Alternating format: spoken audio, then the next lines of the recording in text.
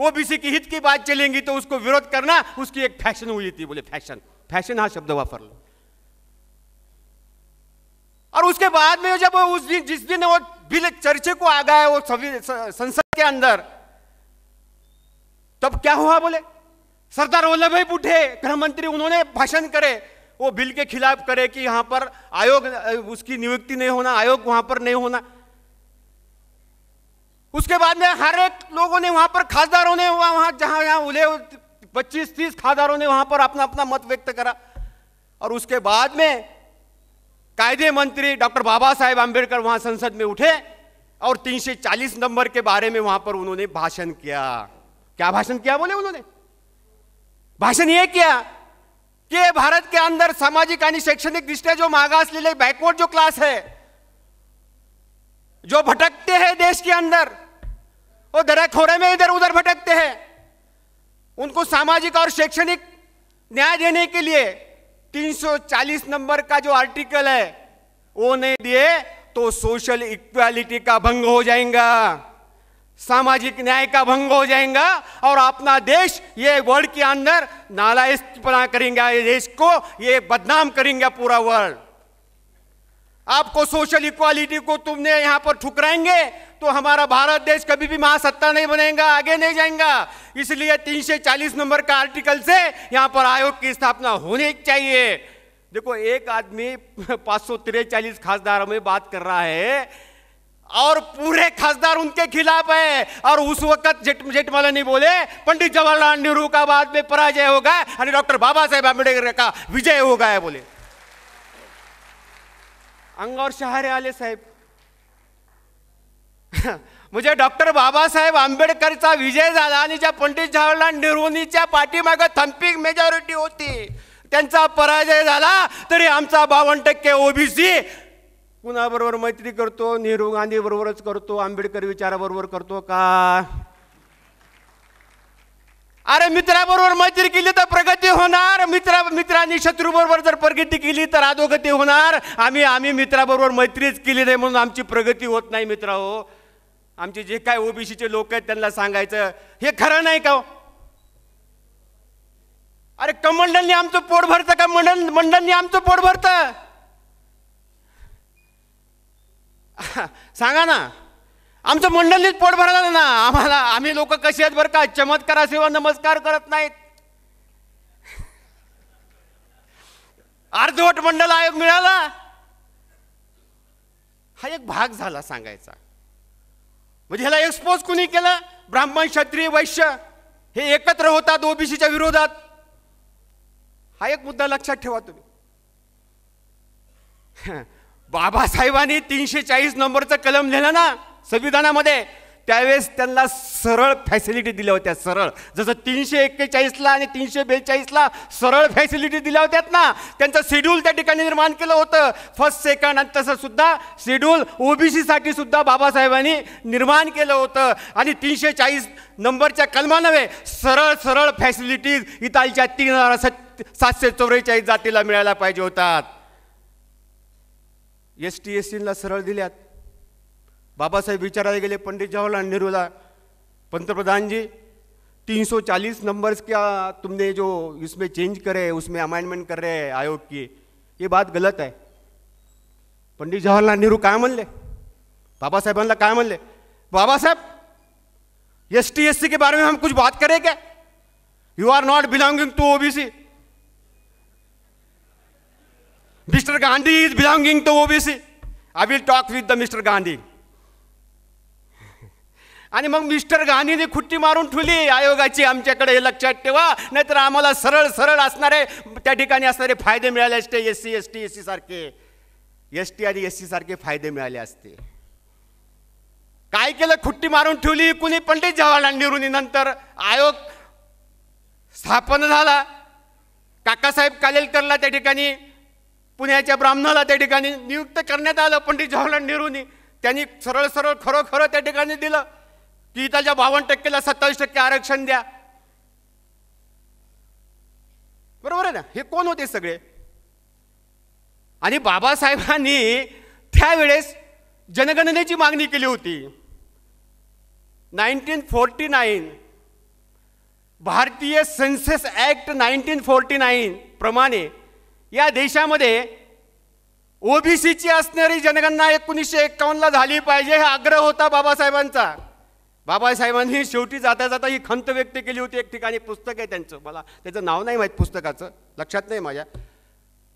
बाबासाहेब त्यांनी काँग्रेसची एक प्रवृत्ती सांगितली होती बाबासाहेबांनी, ती मला प्रूव्ह करता आली नाही म्हणले. मला जाता वेळेस मला ती प्रूव्ह करायला पाहिजे होती की ज्या मतदारसंघामध्ये बहुसंख्यक असतील त्याला त्या ठिकाणी उमेदवारी काँग्रेस देतं आणि त्या बहुसंख्यकाला त्या ठिकाणी निवडून आणतं आणि अल्पसंख्याकाचा पराभव होता. हे मला जनगणना झाली असती ना जाते न्याय, हे मला प्रूव्ह करता आलं असतं. 3 गोष्टीवर एक लक्षात ठेवा. हिंदू कोड बिल, ते तर इथं मी सांगणार नाही, हे सगळ्याला माहिती आहे, तुम्हाला माहिती आहे.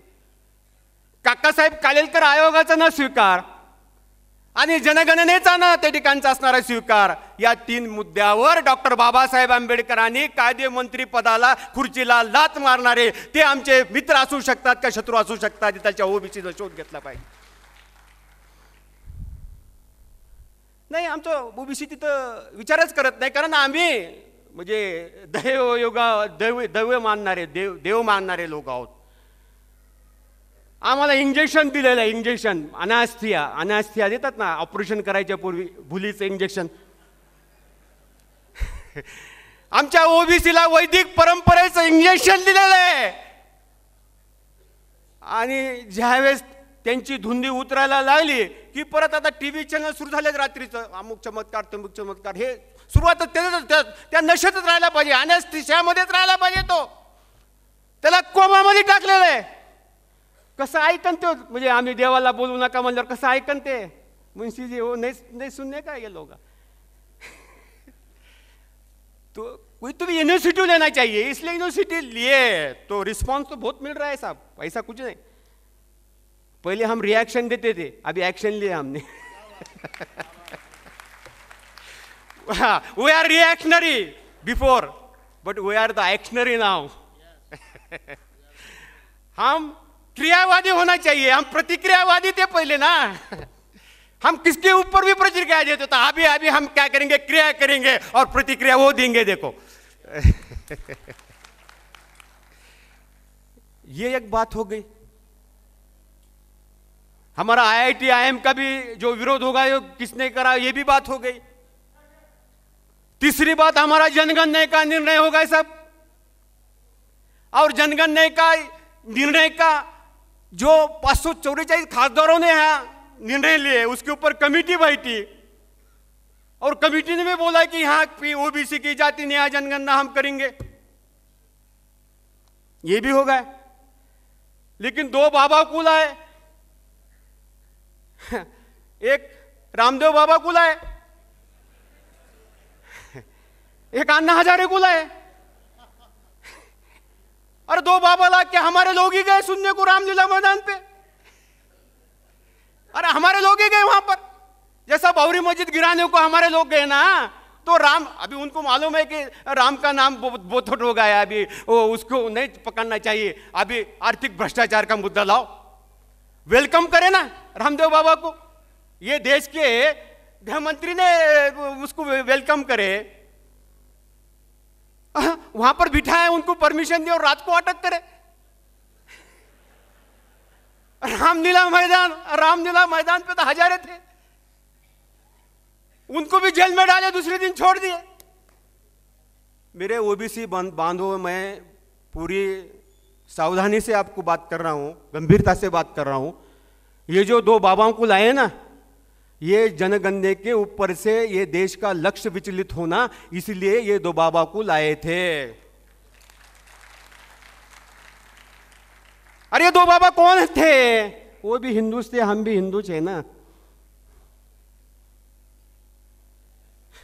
क्या हो गया, मंडल आयोग हिप्पी सिंह ने वहां पर लागू किया, उसकी चीरफाड़ होने तक क्या हो गया, नरसिंह राव हाफ चड्डी वाला बैठ के रहा पंतप्रधान की कुर्सी पे. उसने किसकी राह देखी? उसने बिगर ओबीसी का इंदर सहानी के डिसीजन की राह देखी. और 9 जजेस ने क्या किया, वहां बैठे वाले 9 जजेस टोटल हिंदू थे. वो 9 जजेस ने उसके ऊपर वहां मतदान हो गया और 6 और 3 में वो बंटवारा हो गया और 6 लोगों ने बोला कि 3744 जाति नहीं आते इसके अंदर 1980 आते. मंडल आयोगाने 3744 जाती घेतल्या नाही बरं का. आमच्या ओबीसीला सांगतो, अजून ते म्हणजे आम्ही कोमामध्येच असल्यामुळे आम्हाला लक्षात येत नाही, सांगत बी नाही कोणी, पुस्तक बी नसते, पुस्तक बी नसतेत ना. 1980 जातीच त्या ठिकाणी घेतल्या आहेत आणि 1744 जाती ओबीसीच्या मंडल आयोगामध्ये नाही आहेत. ही एक खुटी मारली. दुसरी खुटी काय मारली? आर्थिक निकष. आता मी पत्रकाराला काल म्हणलो की आम्हाला सामाजिक प्रतिष्ठा पाहिजे. अहो, हे आरक्षण बाबासाहेबांनी कशासाठी दिलं हो? हे आरक्षण कुणाला दिलं जातं? जे सोसो एज्युकेशनल बॅकवर्ड आहेत त्यांना दिलं जातं ना आरक्षण. Those who are the socio educational backward in the Bharat, त्यांना ते आरक्षण मिळतं. आर्थिकदृष्ट्या मागासलेलं आरक्षण मिळत नाही. आणि इथलच्या 9 जजेसच्या बेंचनी निर्णय दिला क्रिमिलेअरचा. आर्थिक निकष क्रिमिलेअर लावला. तुम्ही बघा, मंडलच्या अगोदर 12.5 नोकरीमधला स्तर होता आणि मंडल आयोग लागू झाल्यानंतर तो 27% पर्यंत जायला पाहिजे होता ना नोकरीमधला स्तर. या देशाची पब्लिक ग्रीव्हन्स कमिटी आहे, या केंद्र सरकारची पब्लिक ग्रीव्हन्स कमिटी, त्याचे चेअरमॅन ॲडव्होकेट सुदर्शन नेची पण माजी खासदार आणि सर्वोच्च न्यायालयामधले सिनियर जज, त्यांनी या देशाचा रँडम सर्वे केला की सोशल तणाव निर्माण होतो आरक्षणमुळे, त्याला काहीतरी उपाय सांगा. तर नचिपंनी सांगितलं की या देशातील 52% यांचा नोकरीमधला स्तर 3.3 आहे. लक्षात ठेवा. 12.5%चा 3.3 वर आला. मंडल आयोग लागू झाल्यानंतर वाढला पाहिजे होता, तो 3.3 वर आला. कशामुळे आला? आर्थिक निकषामुळे. आर्थिक निकषाचं त्यांनी त्या ठिकाणी युक्तिवाद 9 जजेसनी काय केला? जे क्लास 1 अधिकारी आहेत ते क्लास 2 अधिकारी आहेत, जे जजेस आहेत ज्यांचं उत्पन्न 1.5 लाखापर्यंत आहे, ज्यांची जमीन 10 एकरच्या पुढे आहे, बागायत जमीन आहे, जे प्रोफेसर आहेत, जे वकील आहेत, जे डॉक्टर्स आहेत, अशा क्रीम लोकांना मंडलचे फायदे मिळणार नाहीत. आर्थिकदृष्ट्या दुर्बल ओबीसी मधले त्यांना त्या ठिकाणी मंडलचे फायदे मिळतील. बघा किती मोठं षडयंत्र आहे. आमच्या ओबीसीला आनंद झाला, आता गरीबालाच मिळेल आरक्षण, मंडलचे फायदे. अरे बाबा, हो गरीबांनो, तुम्ही स्पर्धेमध्येच नाहीत ना. म्हणजे आमची गळती 7वी पर्यंतच ना. आर्थिकदृष्ट्या जे दुर्बल आमच्या ओबीसी मधले आहेत, सामाजिक दृष्ट्या तर दुर्बलच आहे, पैसा नसल्यामुळे शिकले नाहीत. गळतीचं प्रमाण मंडळाने जे 23 निकष दिलेले आहेत, 11 निकष दिलेले आहेत, त्याला त्या ठिकाणी मार्क जे दिलेले आहेत, त्यात गळतीचं सुद्धा स्टडी केलेली आहे. आर्थिक निकषाची सुद्धा त्या ठिकाणी निकष लावलेले असताना सुद्धा हा आर्थिक निकष बेकायदेशीर लावला असं नचिपन कमिटी म्हणतं. आणि तो आर्थिक निकष असा लावला की तुम्हाला जे आर्थिकदृष्ट्या दुबळ्यांना आम्ही मंडल आयोग देऊ.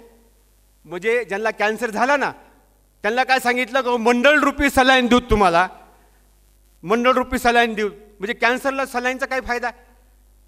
जे स्पर्धेमध्येच नाही त्याला सलाईन त्या ठिकाणी सांगितलं. आणि जे स्पर्धेमध्ये सक्षम आहेत, आमचे कलेक्टर साहेब आहेत मुन्शीजी इथे, मी थोडा उद्योजक आहे, माझी मुलं मी शिकविले, पण त्यांना नाही ओबीसीचे फायदे. जे प्राध्यापक आहे, ज्यांना स्वकर्तृत्वाने प्राध्यापक झाले, स्वकर्तृत्वाने कलेक्टर झाले, स्वकर्तृत्वाने वकील झाले, आमचे वकील झालेत, आमदार साहेब आमचे वकील आहेत त्या काळातले, साळवे साहेब वकील आहेत. म्हणजे हे स्वकर्तृत्वाने झाले का? त्यांचे वडील वकील होते का? माझे वडील उद्योजक होते का? First generation you are the lawyer. आणि शांतिभूषण बौद्ध फर्स्ट जनरेशन पब्लिशर, प्रकाशक, ह्यांचे कुणी होते का? त्यांच्या फॅमिलीमध्ये प्रकाशन करणारे कोणी होते का? आणि दुसरे त्यांना एखादा बिझनेस किंवा नोकरी मिळाली असती, का इथे गेले? म्हणजे जे सक्षम होते, ज्यांची मुलं त्या ठिकाणी स्पर्धेमध्ये येणार होते, त्यांना क्रिमिलेअरचं पॉयझन लावलं, इंजेक्शन देऊन टाकलं, स्पर्धेमधून त्यांचे पंख कापून टाकले. म्हणून आम्ही 12.5% होतो नोकरीमध्ये सर, आम्ही 3.3 वर आलो. हे कुणी केलं? हे पण हिंदूनेच केलं. हे पण हिंदूनेच केलं. आमच्या महाराष्ट्राचा विचार करू. आम्ही धर्मांतरची का घोषणा केली हे सगळं इतिहास सांगावं लागणार ना साळवे साहेब. थोडा वेळ लागेल, वेळ घेतोय तुमचा.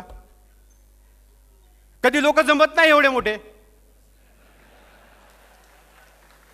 आणि वाडकडे साहेबांनी आम्हाला इथं डायस दिलाय. आम्हाला म्हणजे खरं बोलण्याची वाईट सवय असल्यामुळे डायसच मिळत नाही बरं का.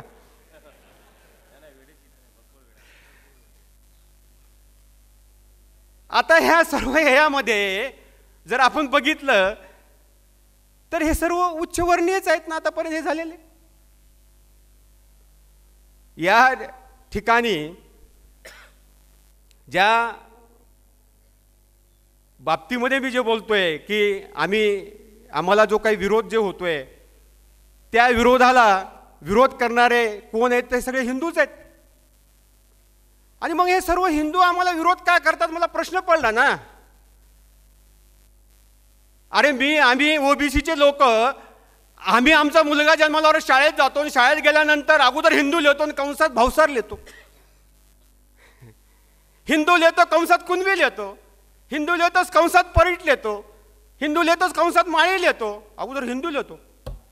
आणि आमचे ओबीसी हिंदू धर्माचं पालन पोषण जतन रीती रिवाज श्राद्ध पित्र सगळं करतो ना, सगळं करतो ना. म्हणजे जे हिंदू आम्हाला विरोध करतात त्या हिंदूपेक्षा जर हिंदू धर्माची जतन जर कोणी केलं असेल तर 52% ओबीसीनं त्या ठिकाणी हिंदू धर्माचं जतन केलेलं आहे. पित्र करतो, श्राद्ध करतो.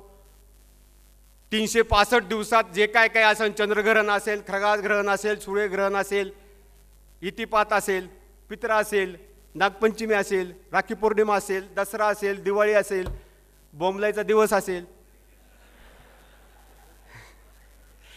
अरे हे सगळे आमच्या विरोधातले सण आम्हीच करतोत ना. हे आम्ही इतिहास वाचला, हे सगळे आपल्या विरोधातले सण आहेत तरी आम्हीच करतो ते. हिंदू धर्माचं पालन पोषण करणारा ओबीसी हिंदू आणि ओबीसी हिंदूला जर विरोध करणारा पारशी नसेल, शीख नसेल, बौद्ध नसेल, या देशातला ख्रिश्चन नसेल आणि ओबीसी हिंदूला विरोध करणारा उच्चवर्णीय हिंदूच असेल तर हिंदू धर्मात कशाला राहायचं आम्ही.